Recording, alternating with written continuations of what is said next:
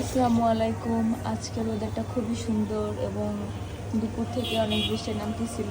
ওয়েদারটাও খুব সুন্দর, যে কারণে আম্মু হঠাৎ করে বলতেছিল যে মুরগির বিরিয়ানি খাবি, রান্না করবি কিনা। অবশেষে আমরা সবাই রাজি হয়ে গেলাম, ঠিক আছে করো। দেন ওই যে বিরিয়ানির প্রস্তুতি চলতেছে, আম্মু এখন মুরগির বিরিয়ানি রান্না করবে। এখানে হচ্ছে পাতাকপি ভাজি বাগার দেওয়া হবে, সেটার প্রস্তুতি। এটা পেঁয়াজ বেরেস্তা করার জন্য নিয়ে নিয়েছে আম্মু মাংসগুলো ধুয়ে নিয়েছে খুব সুন্দর করে। এবং এটা হচ্ছে পাতাকপি, আর ফার্স্টে যখন নিয়েছিল সেটা পুড়ে গেছে আসলে, এই জন্য আম্মু উঠিয়ে রেখেছে। এটা হচ্ছে পাতাকপি কাটা।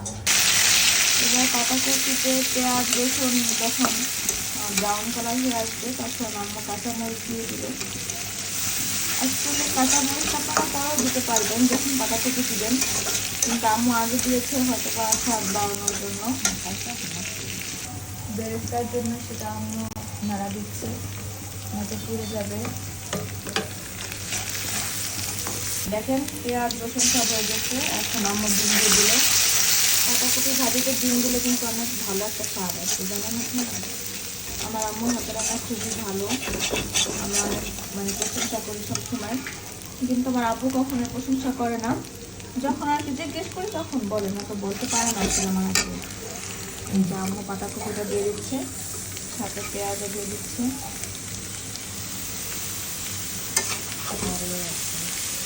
এখন এটাকে ভালো মতো নাড়াচাড়া করবে।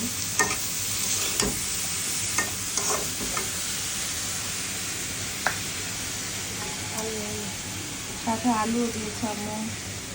আপনার এটা চাইলে দিতে পারেন, না চাইলে স্কিপ করতে পারেন, এটা আপনাদের ব্যক্তিগত ব্যাপার।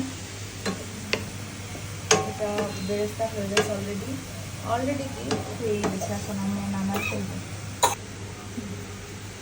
এটা হচ্ছে আম্মু এখন স্বাদ মতো লবণ দিয়ে দিল। চাল এটা ধুয়ে আম্মু 2 ঘন্টা ভিজে রাখবে, কারণ ভিজে রাখলে বিরিয়ানিটা ভালো হয়, ঝরঝরা হয়, এই জন্য ভিজে রাখছে। হচ্ছে হলুদ দিল আম্মু, কারণ পরিমাণ মতো দিলে কালারটা সুন্দর আসে। অল্প একটু সামান্য দিবেন, তাহলে কালারটা সুন্দর আসবে আসলে। এখন আমরা বিরিয়ানির জন্য মশলা আম্মু মাখিয়ে নিচ্ছে।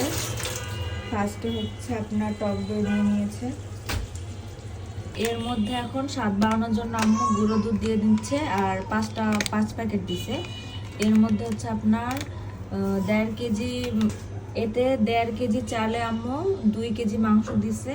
আর এখন পরিমাণ মতো মশলা মাখায় নিবে। আর এটা হচ্ছে আপনার হায়দ্রাবাদি বিরিয়ানির মশলাটা দিবে আম্মু, এটাতে রান্না করলে খুব স্বাদ হয়। মশলা আম্মু ঢেলে দিয়েছে। এখন হচ্ছে একটু চিনি দিবে, যাতে একটু মিষ্টি মিষ্টি হয়, খেতে মজা হয়। তারপরে কাঁচামরিচও দিবে, কারণ কাঁচামরিচটা দিলে অনেক ভালো হয়।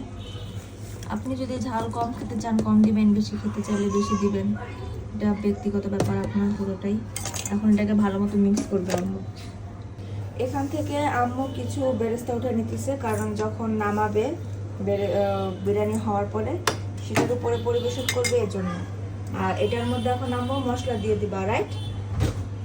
হ্যাঁ, এখন এটার মধ্যে আম্মু মশলা দিয়ে দিবে। সরি, তখন আমি ভুলে বলে ফেলেছি মশলা, আসলে আমি রান্না করতে পারি না। এটার মধ্যে এখন মাংস দিল, তারপরে আম্মু যখন মশলা দিয়ে দিচ্ছে, দেখুন।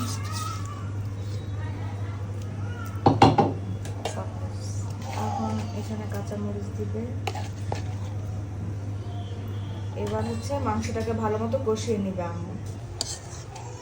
এই তো আম্মুর ভাজি হয়ে গেছে, এখন আম্মুটাকে পরিবেশন করবে।